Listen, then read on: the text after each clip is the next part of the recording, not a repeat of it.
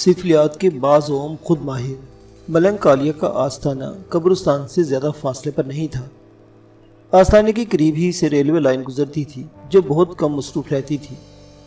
آستانے تک جانے کے لیے قبرستان کے اندر سے گزرنا پڑتا تھا۔ یہ ایک پگڈنڈی نما چھوٹا سا راستہ تھا جس نے قبرستان کو 2 حصوں میں تقسیم کر رکھا تھا۔ میں حوالدار جمعہ خان کے ہمراہ کالیہ کے آستانے پر پہنچا تھا۔ اس وقت ہم سرکاری لباس میں تھے اور وہ دوپہر کا وقت تھا۔ ہم آستانے کے احاطے میں داخل ہوئے تو کالیہ کے خدمتگار حنیف کانا سے سامنا ہو گیا۔ اس کے یک چشم چراغ گل کو دیکھ کر میں نے فوراً سمجھ لیا کہ وہ حنیف ہی ہوگا۔ ہمیں وردی میں دیکھ کر وہ چونکا کیونکہ آستانے پر پولیس کی آمد معمول کی بات نہیں تھی۔ وہ نرم لہجے میں بولا، مائی باپ آپ نے کیوں تکلیف کی؟ کسی کے ہاتھ پیغام بھیج دیا ہوتا تو میں خود تھانے حاضر ہو جاتا۔ میں تم سے نہیں تمہارے ایک گرو کالے سے ملنے آیا ہوں، میں نے اکھڑے ہوئے لہجے میں کہا۔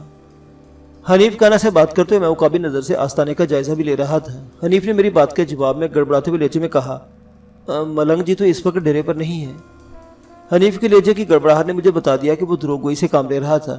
ویسے بھی تھوڑی دیر پہلے میں نے آستانے کے اندر کسی انسان کی ایک جھلک دیکھی تھی جو سیالی بادہ میں تھا۔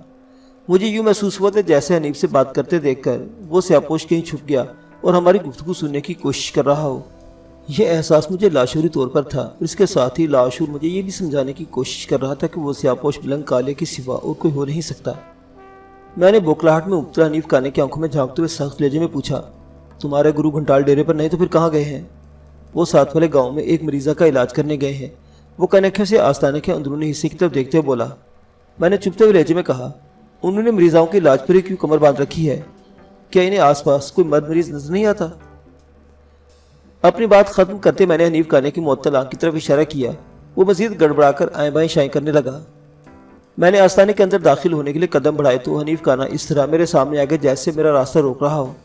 اس کے ساتھ ہی اسے سمجھانے والے انداز میں کہا، سرکار میں نے بتایا ہے کہ ملنگ اس وقت یہاں نہیں ہے، آپ اس ملاقات کو کل تک ٹال دیں۔ آج رات کو ملنگ جی آ جائیں گے، آپ کل صبح تشریف لائیں تو وہ مل جائیں گے۔ میں نے اسے ایک طرح ہٹاتے ہوئے اسری لہجے میں کہا، میں ملنگ کالیہ کے بارے میں پوری معلومات حاصل کرنے کے بعد ادھر آیا ہوں۔ مجھے بتایا گیا ہے کہ وہ اس وقت ڈیرے پر موجود ہے۔ تم جھوٹ بول کر اپنے لیے مصیبت کو دعوت دے رہے ہو۔ اس اثنا میں ایک سیاپوش پست قامت شخص ڈیرے کے اندرونی حصے سے نکل کر ہمارے سامنے آ گیا۔ اس کے لباس کی طرح اس کی رنگت بھی سیاہی تھی۔ اس کے چہرے پر شیطانیت ناچ رہی تھی اور اپنے حلیے سے وہ ایک پیشہ ور عیار شخص نظر آتا تھا۔ اس پر نظر پڑتے مجھے یقین ہو گیا کہ وہ ملنگ کالے کے سوا کوئی دوسرا ہو نہیں سکتا تھا۔ پھر حنیف کانا اس مکروہ صورت شخص کو دیکھ کر جس طرح بادب با ملاحظہ ہوشیار ہو گیا تھا، اس نے بھی اس بات کی تصدیق ہوئی تھی کہ اس کا گرو گھنٹال کالیہ ہی تھا۔ ملنگ کالیہ نے ایک بے پروازی نظر میرے جمعہ خان کے چہرے پر ڈالی، پھر حنیف کانے سے مخاطب ہوتے ہوئے بولا، حنیف کیا معاملہ ہے؟ صاحب بہادر کس سلسلے میں یہاں آئے ہیں؟ ملنگ کالیہ کی آواز میں ایک عجیب سی گونج اور دبدبا تھا۔ حنیف نے گھگھیاتے ہوئے انداز میں کہا، مرشد یہ آپ سے ملنے آئے ہیں اور تم ہمیں دروازے سے ٹہلانے کی کوشش کر رہے تھے۔ میں نے طنزیہ لہجے میں کہا، تمہارے بیان کے مطابق تو ملنگ جی دوسرے گاؤں میں کسی مریضہ کے علاج کے لیے گئے ہوئے تھے۔ اس موقع پر ملنگ کالیہ نے اپنے چہرے کا تحفظ کیا اور مجھے مخاطب ہوتے بولا، تھاندار صاحب حنیف نے آپ سے جو کچھ کہا وہ میرے ہدایت کے مطابق تھا، اس میں اس بیچارے کا کوئی قصور نہیں۔ پھر وہ قدرے نرم و دوستانہ انداز میں گویا ہوا، آپ مجھ سے ملنے آئے ہیں، یہ میری خوش قسمتی ہے، آپ میرے غریب خانے کے اندر تشریف لائیں۔ اس کے ساتھ ہی اس نے اندر جانے کے لیے راستہ چھوڑ دیا۔ میں اور جمعہ خان آستانے کے اندرونی حصے میں داخل ہو گئے۔ اس دوران میں حنیف کانا کالیہ کا اشارہ پا کر 9:11 ہو چکا تھا۔ ملنگ کالے کے آستانے یا ڈیرے پر نجی چھتوں والے 2 کمرے بنے ہوئے تھے۔ وہ ہمیں ایک کمرے میں لے آیا جس کی آرائش اور ترغیب سے واضح تھا کہ وہ ملنگ کالیہ کا حجرہ خاص تھا۔ کمرے میں فرشی نشست کا اہتمام کیا گیا تھا۔ کمرے کے مغربی کونے میں ملنگ کی نشست گاہ تھی جو ایک مخصوص قسم کی گدی پر مشتمل تھی۔ دیواروں کے ساتھ گاؤ تکیے لگے ہوئے تھے۔ ملنگ کالیہ اپنے لیے مخصوص نشست پر نیم دراز ہو گیا۔ میں اور جمعہ خان بھی گاؤ تکیے سے ٹیک لگا کر بیٹھ گئے۔ ملنگ کا انداز دوستانہ بلکہ میزبانہ تھا، چنانچہ میں نے بھی کسی قسم کا سخت رویہ اپنانے کے بجائے معتدل انداز میں گفتگو کا آغاز کیا۔ ملنگ جی، ابھی تھوڑی دیر پہلے آپ نے بتایا کہ آپ کے خدمتگار حنیف نے ہی آپ کی ہدایت پر ہمیں آپ کے بارے میں غلط معلومات دی تھی۔ آپ نے ایسی ہدایت کیوں جاری کی تھی کہ آپ ہم سے ملنا نہیں چاہتے تھے اور کیوں؟ وہ زیر لب مسکرا بولا، یہ ہدایت خاص طور پر آپ کے لیے نہیں تھی، بلکہ میں نے حنیف سے کہہ رکھا تھا کہ کوئی بھی مجھ سے ملنے آئے تو اسے یہ بتایا جائے کہ میں کسی دوسرے گاؤں گیا ہوا ہوں۔ اس کی کوئی خاص وجہ تھی؟ میں نے پوچھا۔ ہاں، اس نے مدبرانہ انداز میں گردن کو حرکت دی اور بتایا، دراصل آج میں ایک خاص قسم کا چلہ کھینچنا چاہتا تھا، اس لیے کسی بھی قسم کی بیرونی مداخلت نہیں چاہتا تھا۔ ملنے والے جب کسی کام سے آتے ہیں تو پھر بہت سا وقت ضائع ہو جاتا ہے۔ خیر، اس نے خیر پر دانستہ جملہ ادھورا چھوڑ دیا۔ میں اس کے خیر میں پوشیدہ شر سے بخوبی آگاہ تھا۔ میری مردم شناس آنکھوں نے پہلی نظر میں ملنگ کالیہ کا اندرونی اور بیرونی ایکس رے لے ڈالا تھا۔ وہ لالچی طبیعت، حریص فطرت، ہوس زدہ ذہنیت اور کمینہ خصلت رکھنے والا ایک عیار و مکار پیشہ ور نقلی عامل و کامل تھا۔ ایسے دھوکہ باز اور چال باز نام نہاد پہنچے ہوئے افراد ہر ملک، ہر شہر، ہر گاؤں، ہر قصبے میں پائے جاتے ہیں۔ انسان اگر ذرا سی بھی سمجھ بوجھ اور شعور رکھتا ہو تو ان نقاب پوش چہروں کو بے نقاب کیا جا سکتا ہے۔ میں نے ملنگ کالے کے نرم رویے کا جواب اسی انداز میں دیا اور افسوس کا اظہار کرتے ہوئے کہا، ملنگ جی، ہماری آمد سے آپ کی چلا کشی میں رکھنا پڑ گیا، مگر کیا کریں، ہمیں آپ کی اس مخصوص مصروفیت کا علم نہیں تھا، ورنہ کسی اور وقت آ جاتے۔ اب آ ہی گئے ہیں تو پچھتانے افسوس کا کوئی فائدہ نہیں۔ وہ رونے سے بولا، میں اپنے چلے کو ایک دن کے لیے آگے بڑھا دیتا ہوں۔ پھر وہ براہ راست مجھ سے مخاطب ہوتے ہوئے بولا، ملک صفدر حیات صاحب، میں آپ کو کافی عرصے سے جانتا ہوں، مگر ہماری ملاقات آج پہلی مرتبہ ہو رہی ہے، خیر فرمائیں، آپ کو اس زحمت کی ضرورت کیوں پیش آ گئی؟ اس نے مجھ سے آشنائی کا جو دعویٰ کیا تھا وہ یک طرفہ تھا اور اس میں کسی اچھمبے کی بات نہیں تھی۔ کسی بھی قسم و نوعیت کے جرم میں ملوث افراد اپنے علاقے کے تھانے داروں کو بخوبی پہچانتے ہیں۔ اس حوالے سے ملنگ کالے کا انکشاف میرے لیے چکا دینے والا نہیں تھا۔ میں نے اس کے استفسار کے جواب میں کہا، ملنگ جی، میں بطول کے سلسلے میں آپ سے بات کرنے آیا ہوں۔ بطول؟ وہ سیدھا ہو کر بیٹھ گیا۔ کون بطول؟ میں نے ایک لفظ پر زور دیتے ہوئے کہا، وہی بطول جو منظور حسین کریانے والے کی بیٹی اور وہ 4 ماہ سے آپ کے زیر علاج ہے۔ وہ میرے لہجے میں پوشیدہ ترشی کو محسوس کرتے ہوئے تھوڑا سا محتاط ہو گیا اور ٹھہرے ہوئے انداز میں بولا، اچھا وہ بطول، ٹھیک ہے، وہ لڑکی بیچاری بہت مصیبت زدہ ہے، اسے نہایت ہی سخت قسم کا گند عمل کیا گیا ہے۔ یہ رشتہ داریاں بھی کیا چیز ہوتی ہیں؟ وہ فلسفیانہ انداز میں خلا میں گھرتے ہوئے بولا، ذرا سی بات پر لوگ دشمنی پر اتراتے ہیں، اب آپ آسیہ کو ہی لے لیں۔ عابدہ نے بطول کے رشتے سے انکار کر دیا۔ وہ جادو ٹونے پر اتر آئی اور معصوم بطول کی زندگی اس نے تباہ کر کے رکھ دی ہے۔ میں ملنگ کالے کی اداکاری کی داد دیے بغیر نہ رہ سکا، مگر یہ داد میں نے دل میں دی تھی۔ وہ چہرے کے تاثرات میں کمال رکھتا تھا، مگر میں یہاں مکالمہ بازی کے لیے نہیں آیا تھا۔ میں نے الفاظ کو طنز کی چادر میں لپیٹتے ہوئے ملنگ کالے کی جانب بڑھا دیا، ملنگ جی، مجھے پتہ چلا ہے آپ تباہ حال بطول کو آباد کرنے کے چکر میں لگے ہوئے ہیں۔ میں نے لفظ آباد اور چکر پر خصوصی زور دیا تھا۔ وہ تل ملا کر رہ گیا، تاہم اس کے چہرے سے کوئی خاص ناگواری ظاہر نہیں ہوئی۔ وہ حتی الامکان سجیدہ لہجے میں بولا، ملک صاحب، میں تو یہاں بیٹھا اس لیے ہوں، جو بھی ضرورت مند اور مصیبت زدہ میرے پاس آتا ہے اس کی مدد ضرور کرتا ہوں۔ بطول بھی میرے زیر علاج ہے، انشاءاللہ وہ بہت جلد ٹھیک ہو جائے گی۔ میں نے چپتے ہوئے لہجے میں دریافت کیا، بطول کو بیماری کیا ہے؟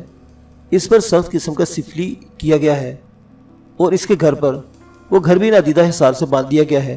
ان حرکات کا ذمہ دار کون ہے؟ بطول کی پھوپھی آسیہ بیگم۔ وہ قطعیت سے بولا۔ میں نے پوچھا، آپ کو یہ بات کیوں کر معلوم ہوئی ملنگ جی؟ حساب کتاب سے، وہ جس بھی ہوتے ہوئے بولا۔ آپ حساب کتاب کے اتنے ماہر ہیں تو پھر آپ کو یہ بھی معلوم ہوگا کہ بطول کب تک ٹھیک ہو جائے گی اور اس کے گھر کی مصیبتیں کب ٹلیں گی۔ اس نے میرے لہجے میں پوشیدہ تندی کو محسوس کر لیا اور میرے سوال کا جواب دیتے ہوئے بولا، تھاندار صاحب، آپ کی بات تو اور انداز سے میں نے یہ نتیجہ اخذ کیا کہ آپ کو میری ذات پر کسی قسم کا شک ہو گیا ہے۔ کیا میں غلط کہہ رہا ہوں؟ میں نے اس کے سوال کو گول مول سا جواب دیا اور کہا، ہماری تفتیش کی گاڑی شک کے پیٹرول سے چلتی ہے ملنگ جی۔ وہ پل کے جھپکاتے ہوئے بولا، بہرحال میں آپ کو بتا دینا چاہتا ہوں کہ بطول کا معاملہ بہت اہم اور پیچیدہ ہے۔ وہ کوئی عام قسم کے جادو کے اثرات میں نہیں ہے۔ میں نے روزمرہ اور معمول کی تمام کوششیں کر کے دیکھ لی ہیں، مگر بات بن نہیں سکی۔ میں نے قطع کلامی کرتے ہوئے کہا، گویا اب غیر معمولی قسم کی کوشش کا ارادہ رکھتے ہیں۔ اس نے چونک کر مجھے دیکھا اور کہا، آپ بہت گہری باتیں کرتے ہیں ملک صاحب۔ آپ بھی تو بہت گہری چالیں چلتے ہیں ملنگ جی۔ میں نے اس کی آنکھوں میں بہت دور تک جھانکتے ہوئے کہا۔ وہ ایک جھرجھری لے کر رہ گیا، تاہم سنبھلے ہوئے لہجے میں گویا ہوا، ملک صفدر حیات صاحب، آپ بھی کیا پہلیاں بجھوا رہے ہیں؟ صاف صاف کہیں جو بھی کہنا چاہتے ہیں، ہم سے کیا پردہ، میں آپ سے کوئی باہر تھوڑا ہی ہوں۔ اس نے یہ جملے بڑے اعتماد سے ادا کیے تھے۔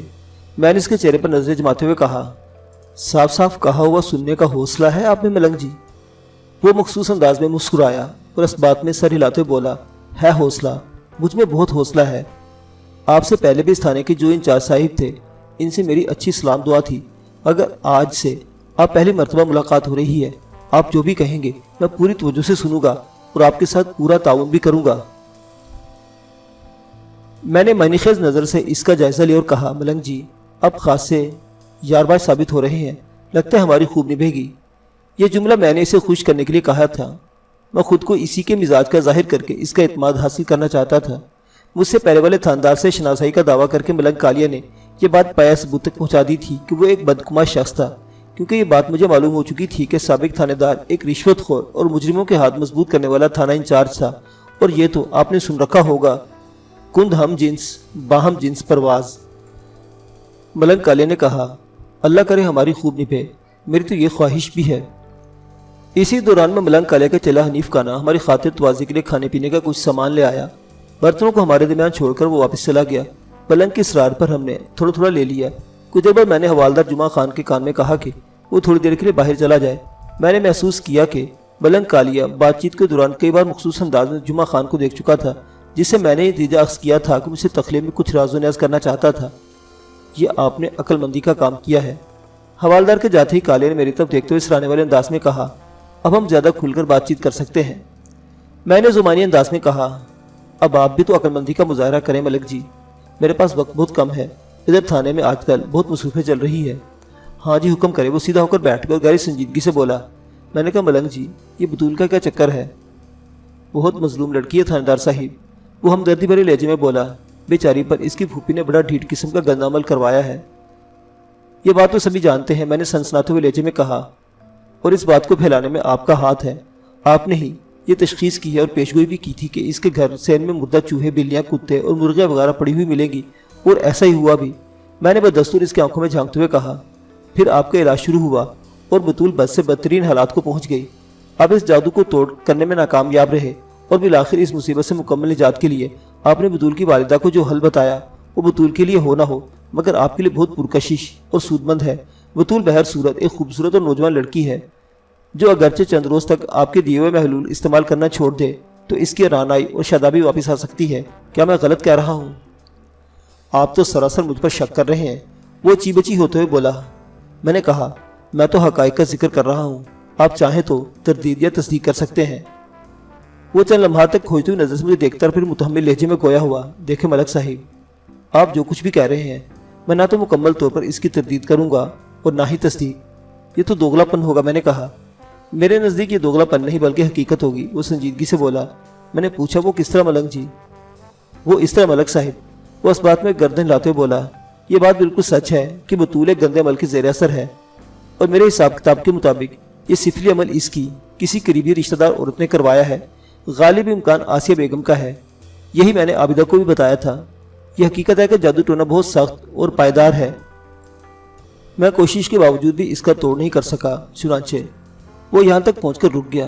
میں نے اس کی ادھوری بات کو مکمل کرتے ہوئے کہا، چنانچہ آپ نے اس لڑکی کے شافی جھاڑپوں کے لیے اسے اپنے عقد میں لینے کی تجویز رکھی ہے۔ بات ختم کرتے کرتے میرا لہجہ خاصا تلخ ہو گیا تھا۔ وہ ایک لمحے کے لیے گڑبڑایا، تھوڑی دیر کے لیے اس کا چہرہ متغیر ہوا، پھر سنبھلتے ہوئے بولا، آپ کو یہ بات یقیناً عابدہ یا منظور نے بتائی ہوگی۔ مجھے یہ بات کہیں سے بھی پتہ چلی ہو، تمہیں اس سے غرض نہیں ہونا چاہیے۔ میں غیر ارادی طور پر آپ سے تم پر اتر آیا تھا، ملنگ کے لیے میرے دل میں غصہ بڑھتا جا رہا تھا۔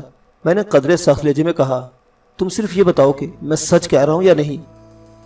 وہ میرے بدلے ہوئے تیور کو بھانپ کے اور جواباً خشک لہجہ اختیار کرتے ہوئے بولا، دیکھو ملک جی، اگر سچی بات سننا چاہتے ہو تو پھر مان لو کہ اس لڑکی پر واقعی میرا دل آ گیا ہے۔ میں اسے دل و جان سے پسند کرنے لگا ہوں اور جائز طریقے سے اس سے شادی کرنا چاہتا ہوں۔ ایک لمحے کو رک کر اس نے میرے چہرے کے اثرات کا جائزہ لیا اور بات جاری رکھتے ہوئے بولا، اور جہاں تک اس کی جادوئی اثرات کا تعلق ہے تو یہ بات اپنی جگہ اٹل حقیقت ہے، بطول واقعی گندے عمل کے زیر اثر ہے۔ وہ بڑی صفائی سے اپنے علم اور عمل کی عزت بھی بچانا چاہتا تھا تاکہ اس کی شخصیت کا بھرم قائم رہے۔ اس کے ساتھ ہی بطول کی پسندیدگی اور اس سے جائز شادی کا ذکر کر کے خود کو راز شخص کے طور پر بھی ثابت کرنا چاہتا تھا۔ یہ اس کی عیاری اور چال بازی کا ایک عمدہ عملی مظاہرہ تھا۔ میں نے ٹھہرے ہوئے لہجے میں کہا، کسی کو پسند کرنا اور اس سے شادی کی خواہش کرنا کوئی جرم نہیں، لیکن اس کے لیے ضروری ہے کہ فریق ثانی کی مرضی اور لواحقین کی رضامندی بھی شامل ہو۔ آپ بالکل ٹھیک کہہ رہے ہیں۔ اس نے تائیدی انداز میں سر ہلایا اور مضبوط لہجے میں بولا، آپ کی اطلاع کے لیے عرض ہے کہ اس سلسلے میں بطول میرا ساتھ دینے کے لیے پوری طرح تیار ہے، وہ مجھ سے شادی کرنے پر رضامند ہے، البتہ اس کے والدین کو منانا پڑے گا۔ میرے لیے واقعی ایک حیرت انگیز اطلاع تھی۔ میں سوچ بھی نہیں سکتا تھا کہ بطول جیسی خوبصورت اور حسین و جمیل لڑکی ملنگ کالج سے کالے بھجنگ کم روب پستہ قد شخص سے شادی کی خواہاں ہوگی۔ میں نے ابھی تک بطول کو روبہو دیکھا نہیں تھا اس کے بارے میں، تاہم جتنا سنا تھا اس کے مطابق وہ گاؤں کی خوبرو ترین لڑکی تھی اور دوسری کوئی لڑکی اس کی مثال نہیں تھی۔ پھر عابدہ یا منظور کی زبانی مجھے جو حالات پتہ چلے تھے ان کے مطابق بھی بطول ملنگ کالیہ میں کسی قسم کی دلچسپی نہیں رکھتی تھی۔ کالیہ نے جو انکشاف کیا تھا اس سے یہی بات ثابت ہوتی تھی کہ وہ 100% جھوٹ کا سہارا لے رہا ہے۔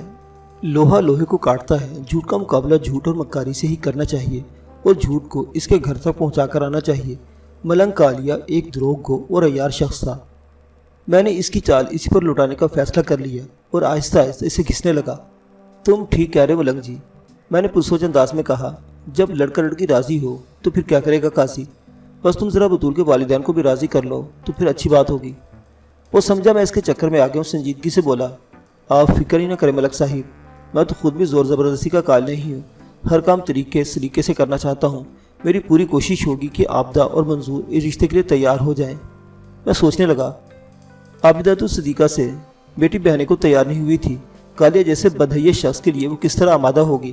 بہرحال یہ تو ملنگ کالیہ کے خیالات تھے جو مجھے متاثر کرنے کے لیے پیش کر رہا تھا۔ میں انجان بنا رہا، فی الحال یہی مناسب تھا۔ بالکل بالکل، وہ اس بات میں سر ہلاتے ہوئے بولا، سب کچھ میری پیشگوئی کے مطابق پیش آ رہا ہے۔ تمہیں سب کچھ قبل از وقت کیسے معلوم ہو گیا تھا؟ میں نے جب پہلی مرتبہ بطول کو دیکھا تو معاملے کی تہہ تک پہنچ گیا تھا۔ وہ گھمبیر لہجے میں گویا ہوا، میں گزشتہ 15 سال سے عملیات کی دنیا میں ہوں، ایک نظر کسی سیرزدہ شخص کو دیکھ کر اس کے بارے میں بہت دور تک تفصیل بتا سکتا ہوں۔ میں نے اس کی تعلیق کو نظر انداز کرتے ہوئے کہا، ملنگ جی، مردہ کتے تو آپ کی پیشگوئی سچی ثابت ہو گئی، اب حضرت انسان کی باری ہے۔ یہ بجا فرمایا ملک صاحب، وہ مفکرانہ انداز میں خلا میں گھورتے ہوئے بولا، اگر بطول کے والدین نے سمجھداری کا مظاہرہ نہیں کیا اور بطول کی شادی کے سلسلے میں کوئی اڑنگا لگانے کی کوشش کی تو پھر کچھ بھی ہو سکتا ہے۔ الفاظ کچھ بھی، پر اس نے اچھا خاصا زور ڈالا تھا اور اس میں خوفناک دھمکی بھی پوشیدہ تھی، جس کا آیا مطلب یہی تھا کہ عابدہ اینڈ کمپنی نے ملنگ سے بطول کی شادی نہ کی تو ان کے گھر کے صحن میں کوئی مردہ انسان بھی پایا جا سکتا ہے اور اس کے بعد بطول کا خاتمہ ہو جائے گا۔ ملنگ کالیہ کا طریقہ واردات خاصا خطرناک اور مؤثر تھا۔ کوئی بھی ایسا شخص جو اندھوں میں کانا راجے کی حیثیت رکھتا ہو اور سب لوگ اس سے مرعوب اور خوفزدہ ہوں، وہ اگر کسی نوجوان لڑکی کے بارے میں اس قسم کی تہلکہ خیز پیشگوئی کر دے تو اس لڑکی کے والدین لامحالہ اس کی بات ماننے پر تیار ہو جائیں گے۔ ملنگ کالیہ جیسے عامل کامل انسانوں، خصوصاً مجبور انسانوں کے نفسیات سے بخوبی آگاہ ہوتے ہیں اور معاشرے کی دکھتی ہوئی رگ پر انگلی رکھ کر اپنی مرضی اور منشا کے مطابق گھی نکال لیتے ہیں۔ ملنگ کالیہ کے عزائم اور منصوبہ بندی کی تہہ تک پہنچ چکا تھا۔ وہ بطول پر ہاتھ صاف کرنے کے ساتھ ساتھ اس کے والدین کو گھر سے بے دخل بھی کرنا چاہتا تھا۔ منظور حسین نے مجھے بتایا تھا کہ مکان کے خریدار کی حیثیت سے ملنگ نے ایک پارٹی کا بھی بندوبست کر لیا تھا۔ مجھے نہیں امید تھی کہ ایسا کوئی خریدار بھی وجود رکھتا ہوگا، یقیناً یہ ملنگ کالیہ کی کوئی گہری چال ہو سکتی تھی، تاہم اس سلسلے میں نے ملنگ کو ٹٹولنا بھی ضروری جانا۔ ملنگ جی، مجھے معلوم ہے کہ عابدہ اور منظور کا مکان خریدنے کے لیے کوئی گاہک بھی لگ گیا ہے، میں نے سادہ لہجے میں دریافت کیا، اور وہ شخص تمہاری ہی کوئی جاننے والا ہے؟ وہ تصدیق کرتے ہوئے بولا، آپ نے بالکل ٹھیک سنا، میرا ایک جاننے والا اس مکان کو خریدنے میں دلچسپی لے رہا ہے۔ اگر منظور سے راضی ہو گیا تو میں ان کے درمیان سودا کروا دوں گا۔ تمہارے اس جانے والے کا نام کیا ہے؟ میں نے پوچھا، اور وہ کہاں رہتا ہے؟ ملنگ کالیہ نے ٹھہرے ہوئے لہجے میں بتایا، اس کا نام فیروز علی ہے اور وہ ایک نزدیکی گاؤں میں رہتا ہے۔ کیا تم نے فیروز کو بتا دیا ہے کہ وہ مکان آصف زدہ ہے؟ نہیں، وہ نفی میں گردن ہلاتے ہوئے بولا۔ وہ کیوں بھائی؟ میں چونک اٹھا، یہ تو کھلی بے ایمانی ہوگی، اس سے حقیقت چھپا کر تم دھوکہ دہی کے مرتکب ہوگے۔ وہ زہریلا مسکراتے ہوئے بولا، ایسی کوئی بات نہیں، فیروز کو یہ مکان میں بہت کم پیسوں میں دلوا دوں گا، وہ خوش ہو جائے گا، اللہ اللہ خیر صلاح۔ میں اس کی خود غرضی اور شکل قلبی پر کھول کر رہ گیا، تاہم میں نے اپنے دلی جذبات کا اظہار کرنے کی وجہ پوچھا، اور اگر بعد میں وہ آصف زدہ مکان فیروز علی کے لیے مصیبت کا باعث بن گیا تو پھر وہ چہرہ تمہیں بددعائیں دے گا۔ ایسا کچھ نہیں ہوگا، وہ پر اعتماد لہجے میں بولا۔ کیا مطلب؟ مطلب یہ کہ مکان فیروز کے لیے مصیبت نہیں بنے گا، تو اس کا مطلب یہ ہوا کہ تم نے اس مکان کے حوالے سے آصف وغیرہ کی بات بالکل غلط کی ہے۔ میں نے اسے گھورتے ہوئے کہا، عابدہ کے مکان پر جادو ٹونے اور گندے عمل کا کوئی اثر نہیں ہے۔ وہ سنجیدگی سے بولا، ملک جی، آپ معاملات کی حقیقت کو نہیں سمجھ سکے، اسی لیے الجھن کا شکار ہو رہے ہیں۔ میں سمجھ نہیں سکا تو تم آسان الفاظ میں سمجھاؤ۔ میں اپنے چہرے پر انجان تاثرات سے جاتے ہوئے بولا، حالانکہ میں یہ بخوبی جان گیا تھا کہ وہ مجھے کوئی نیا چکر دینے کا ارادہ رکھتا تھا۔ وہ دھیمی آواز میں گویا ہوا، ملک جی، بات دراصل یہ ہے کہ وہ مکان صرف منظور حسین اور اس کے گھر والوں کے لیے جادوئی اثرات رکھتا ہے، اور اس کے تمام برے اثرات صرف اور صرف بطول اور اس کے لواحقین کے لیے ہیں۔ وہاں کوئی بھی نیا مکین آئے گا تو وہ ان سفل اثرات سے متاثر نہیں ہوگا۔ اس قسم کے گندے عمل نام ماں والدہ کے مخصوص افراد کے خلاف ہی کیے جاتے ہیں۔ دوسرے لوگ اس سے محفوظ رہتے ہیں۔ وہ اپنی چرب زبانی اور یاری سے خود کو بڑی خوبصورتی سے بچا لے گیا تھا۔ اس نے ایک ٹیکنیکل توجہ پیش کی تھی۔ میں نے اس سلسلے میں زیادہ جرا نہیں کی۔ میں چاہتا تو ملنگ کالیہ کے ساتھ سخت قسم کا رویہ بھی اختیار کر سکتا تھا، لیکن میں اس شاطر کو اسی کی بساط پر شہمات دینا چاہتا تھا، اور اس کے لیے ضروری تھا کہ بہت سنبھل کر تحمل مزاجی سے اس کھیل کو کھیلا جائے، اور میں بھی یہی کر رہا تھا۔ خوشیاں مرغی چور کے حوالے سے بھی میرے پاس ملنگ کے خلاف اچھا خاصا مواد موجود تھا۔ میں ایسی کسی خاص موقع پر استعمال کرنا چاہتا تھا۔ میں تھوڑی دیر مزید ملنگ کالیہ کے ڈیرے پر رکا رہا، پھر حوالدار جمعہ خان کے ساتھ واپس آ گیا۔ اس ملاقات میں نے ملنگ پر یہی تاثر چھوڑا تھا کہ مجھے اس پر تھوڑا سا شک تھا جو اب جاتا رہا تھا، اور میں اس کی طرف سے مطمئن ہو کر وہاں سے جا رہا تھا۔ اس پر یہ تاثر قائم کرنا ضروری تھا تاکہ آئندہ جو بھی کرنا تھا وہ اپنے پروگرام کے مطابق کرتا چلا جائے، اور میں اسے رنگے ہاتھوں چھاپنے میں کامیاب ہو جاؤں۔ ایسے عیار اور چال باز لوگوں کو بہت گھیر کر مارنے کی ضرورت ہوتی ہے۔ ایسا بھی نہیں تھا کہ میں اس کی طرف سے آنکھ بند کر کے بیٹھ جانا چاہتا تھا۔ میں نے فیصلہ کیا تھا کہ اپنے چند سادہ پوش اہلکاروں کو ملنگ کالیہ اس کے ڈیرے کی نگرانی پر مامور کر دوں گا، تاکہ اگر وہ کوئی غیر معمولی بات نوٹ کریں تو فوراً مجھے اطلاع دیں، تاکہ کوئی فی الفور عملی قدم اٹھایا جا سکے۔ اس کے علاوہ میں پہلی فرصت میں بطول سے بھی ایک تفصیلی ملاقات کرنا چاہتا تھا۔ اس سے ملنگ کالیہ کے دعوے کی تصدیق یا تردید بھی ہو جاتی کہ بطول بھی اسے پسند کرتی تھی۔ علاوہ ازیں بطول سے مل کر میں یہ بخوبی اندازہ لگا سکتا تھا کہ کالیہ ان کے گھر میں پہنچ کر کس قسم کے ہتھ کنڈے آزما رہا ہے۔ ہر حوالے سے بطول سے میرا ملنا بہت اہم اور ضروری تھا۔ ہم ملنگ کے ڈیرے سے تھانے کی جانب روانہ ہوئے تو حوالدار جمعہ خان نے مجھ سے سوال کیا، ملک صاحب، یہ ملنگ کسی بھی طور اعتماد کے قابل نہیں۔ اس کی کارستانیں بہت واضح ہیں، مگر پھر بھی آپ اسے شرافت سے چھوڑائے ہیں۔ اس کے خلاف کسی قسم کا کوئی عملی قدم نہیں اٹھایا۔ اس کی کوئی خاص وجہ؟ ہاں، بہت ہی خاص الخاص وجہ ہے جمعہ خان، میں نے ٹھہرے ہوئے لہجے میں کہا۔ پہلی بات تو یہ ہے کہ ملنگ کی چال بازی اور مکاری کو پکڑنے کے لیے موجودہ حالات ابھی سازگار نہیں ہے۔ اس کے خلاف جو کچھ بھی ہمیں حاصل ہے، اس کی بنا پر کوئی جاندار کیس نہیں بن سکتا۔ میں ملنگ کو بڑی مضبوط پکڑ میں لانا چاہتا ہوں۔ اس کے لیے اس کا رنگے ہاتھوں پکڑا جانا ضروری ہے، جس کے لیے میں نے لاہ عمل سوچ لیا ہے۔ انشاءاللہ وہ بہت جلد ہماری گرفت میں ہوگا۔ میں کوئی عملی قدم اٹھانے سے قبل ایک ملاقات بطول سے کرنا چاہتا ہوں، اور ملنگ کالیہ کی اس دوران میں کڑی نگرانی بھی بہت ضروری ہے۔ آپ بالکل ٹھیک کہہ رہے ہیں، جمعہ خان نے کہا۔ ملنگ کالیہ پر ہمیں کچا ہاتھ نہیں ڈالنا چاہیے۔ میں نے کہا، کچھ بھی ہو، کالیہ اس گاؤں میں ایک طاقتور شخصیت کا حامل ہے، اور یہاں کے وسیق اس سے خوفزدہ رہتے ہیں۔ ممکن ہے کسی نازک موقع پر عابدہ اور منظور بھی اس کی طرفداری پر اتر آئیں۔ ایسی صورت میں ہم کچھ نہیں کر سکیں گے۔ کوئی بھی قانونی کارروائی کے لیے مدعے کا تعاون بہت ضروری ہوتا ہے۔ میں بطول سے تفصیلی ملاقات کر کے حالات کی صحیح صورتحال کا اندازہ لگا لوں، پھر کوئی عملی قدم اٹھائیں گے۔